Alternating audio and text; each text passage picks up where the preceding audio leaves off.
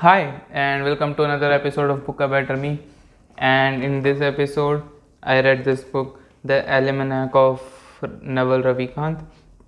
And if you are someone who's on Twitter, especially on a little money or startup side, you might know him. He is actually quite famous. He is the co founder of Angel List. And though he is not popular among common people, like if you would go out and ask someone if they know him, they probably won't. But if someone is in startup sphere or something, then they'll probably know. And I have to say this, that this one was an amazing book. So this book is written by Eric Jorgensen. So what he did was he just compiled all of the tweets, blogs and podcasts Naval did, and he tried to make sure that the book is as close to what he said. So most of the things were like literally said by him, but in some places it has been paraphrased and rearranged so that it would make much more sense. And because of this, the language of book is very neat and it's easy to read. It feels like you are having conversation, or novel is just like literally talking to you.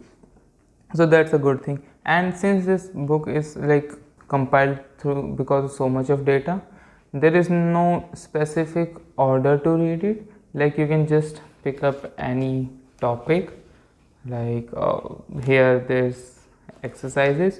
So what you can do is you can just go and read about exercises, and there are like question answer. Like on this page it has, what habits would you say most positively impacts your life, and these kind of things. So you can do that, and you can still, like, you don't really have to read it from the beginning, and you can get it for free. Like you can go to their site and download the free PDF and then read it, and I'll provide the link in the description so you can go and check the book out.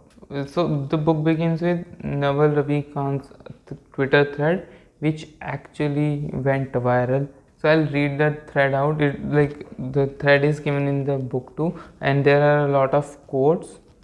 So I'll, because of the time constraint, I'll not provide all of the quote and all of the material which was in the book. I'll just provide the most essential one in this episode. But if you really want to go in depth of the summary, you can check out the newsletter. That too will be given in the description, and it's free. You can just sign up, and now you get that on the first of every month. So that's a good way to start a month, I see. So yeah, I'll read that thread out. Seek wealth, not money or status. Wealth is having assets that earn while you sleep. Money is how we transfer time and wealth. Status is your place in social hierarchy. Understand that ethical wealth creation is possible. If you secretly despise wealth, it will elude you. Ignore people playing status games. They gain status by attacking people playing wealth creation game. You are not going to get rich renting out your time. You must own equity, a piece of business, to gain your financial freedom. You will get rich by giving society what it wants but does not yet know how to get at scale. Pick an industry where you can play long-term game with long-term people. The internet has massively broadened the possible space of careers. Most people haven't figured this out yet. Play iterated games. All the returns in life, whether in wealth, relationship, or knowledge, come from compound interest. Pick business partners with high intelligence, energy, and above all, integrity. Don't partner with cynics and pessimists. Their beliefs are self fulfilling. Learn to sell, learn to build. If you can do both, you will be unstoppable. Arm yourself with specific knowledge, accountability, and leverage.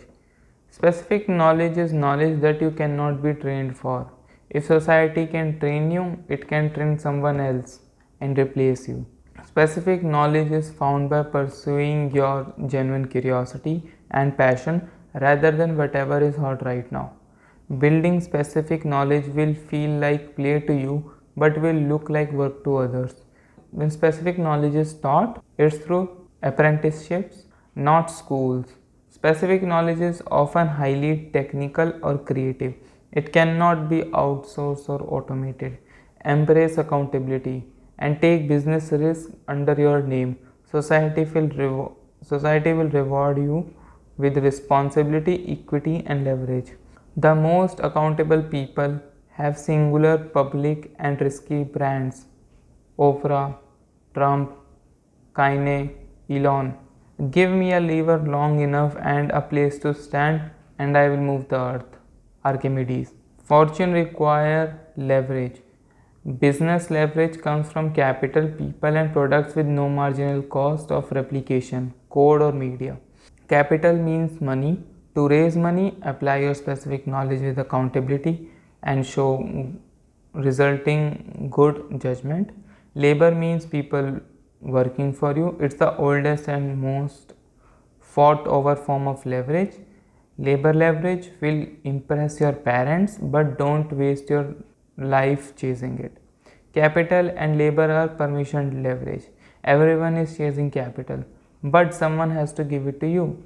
Everyone is trying to lead, but someone has to follow you. Code and media are permissionless leverage. They are the leverage behind the newly rich. You can create software and media that works for you while you sleep. An army of robots is freely available. It's just packed in data centers for heat and space efficiency. Use it. If you can't code, write books and blogs, record videos and podcasts. Leverage is force multiplier for your judgment. Judgment requires experience but can't be built faster by learning foundational skills. There is no skill called business. Avoid business magazines and business classes. Study microeconomics, game theory, psychology, persuasion, ethics, mathematics, and computer. Reading is faster than listening. Doing is faster than watching. You should be too busy to do coffee while still keeping an uncluttered calendar. Set and enforce an aspirational personal hourly rate. If fixing a problem will save less than your hourly rate, ignore it. If outsourcing a task will cost less than your hourly rate, outsource it. Work as hard as you can, even though who you work with and what you work on are more important than how hard you work. Become the best in the world at what you do. Keep redefining what you do until this is true. There are no get rich quick schemes. That's just someone else getting rich off you. Apply specific knowledge with leverage and eventually you will get what you deserve.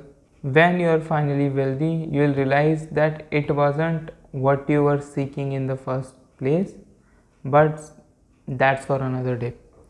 So yeah, like this thread was actually very phenomenal, and the thread and the book too run on very deeper level, so that you read that text and what he said might have different interpretation for me, different interpretation for you, and I hope you like this book.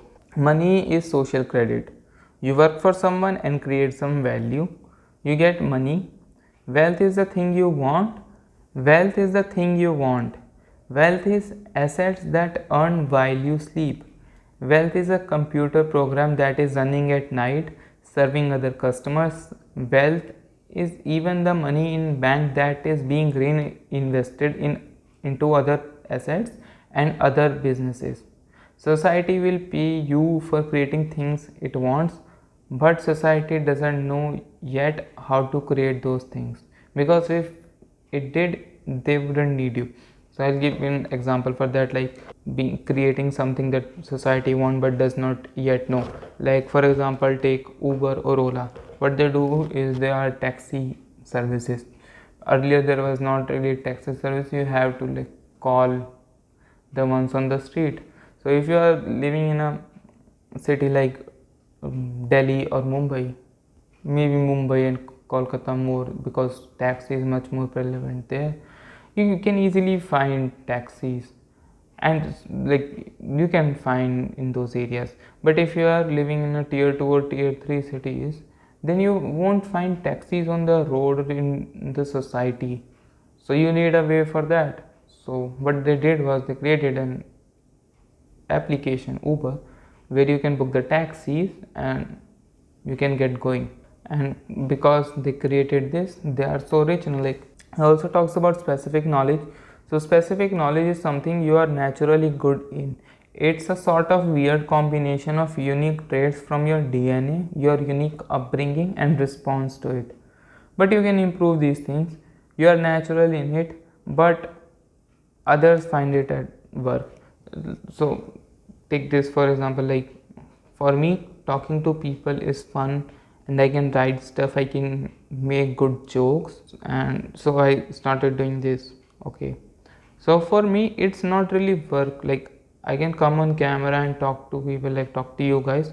For me it's not really work, and I actually enjoy doing this. So this is my specific knowledge, and this is something which other people can't learn, and even if they do, for them it's work, and because they consider it as work, they won't be as good as me. When you find the right thing to do, when you find the right people to work with, invest deeply.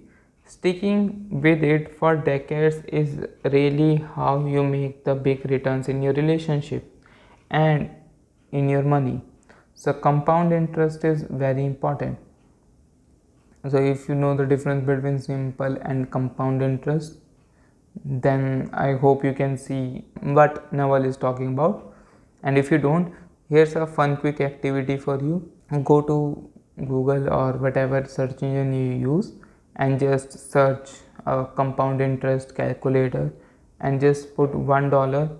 Okay, and with at interest rate of 10, and like check the returns after 30 years, and do the same with a simple interest, and you will see the difference in the growth. So what compounding does is, first you are like let's say this much, okay, like 100, and then you do stuff and become better, and now you are 110. So now your interest will be applied to your 110, not your 100. So that's how compounding works. It's a very fun concept. And since the book was written from podcasts and blogs, there were a lot of questions to which Naval answered. So some of them are here. Okay, what is the most important thing to do for younger people starting out? Spend more time making big decisions. There are basically three really big decisions you are going to make in your early life: where you live, who you are with, and what you do. These are highly dominating decisions. Those three decisions really matter. Where you live, as in where you live right now, or where you are going to move for your college or job. Whom you are with, your friends and your relationship, and what you do, that is what you are doing, like coding or that kind of thing, the skill set. And when asked about happiness, he talks about that, I think of happiness as an emergent property of peace. If you are peaceful inside out, that will eventually result in happiness, but peace is a very hard thing to come by. Peace is happiness at rest, and happiness is peace at motion. You can convert peace into happiness anytime you want, but peace is what you want most of the time. If you are a peaceful person, anything you do will be a happy activity. Today, the way we think you get peace is resolving all your external problems, but there are unlimited external problems. The only way to get peace on the inside is by giving up this idea of problems. In any situation in life, you are always have three choices. You can change it, you can accept it, you can leave it. If you can change it, then it's a desire to change. It will cause you suffering until you successfully change it. So don't pick too many of those. Pick one big desire in your life at any given time to give yourself purpose and motivation. Why not two? you'll be distracted. Even one is hard enough. Being peaceful comes from having your mind clear of thoughts, and a lot of clarity comes from being in the present moment. It's very hard to be in the present moment if you are thinking, I need to do this, I want that. This has got to change. And in the end of the book, there were some books which Naval suggested, and I'm naming some of them in the episode. So, as you know, the complete list would be in newsletter. Yeah, I promoted a lot of newsletter in this book, in this episode, but yes, like this was a very good book because the topics were so interrelated. I was like, okay, I need to take this out, but I wanted to take more things too. So I had to choose very carefully what things I wanted in the summary or not. So yeah, I would really appreciate it if you would like this video. Or just sign up for the book club if you already haven't. Sapiens, A Brief History of Humankind by Yuval Noah Harari. 6 easy pieces, essentials of physics explained by its most brilliant teacher by Richard Feynman. And with that, I'll end today's episode. And I hope you like this book.